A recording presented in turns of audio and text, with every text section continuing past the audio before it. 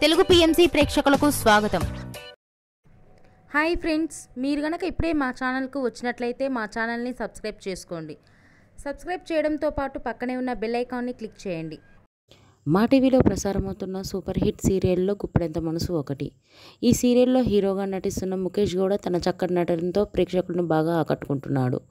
తాజాగా ముఖేష్ గౌడ హీరోగా Gita Shankaram cinema shooting ప్రారంభోత్సవం జరిగింది.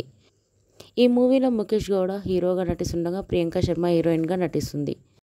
రిషి నటిస్తున్న గీతా శంకరం మూవీ లేటెస్ట్ ఫొటోస్ని ఇప్పుడు మనం కూడా చూసేద్దాం.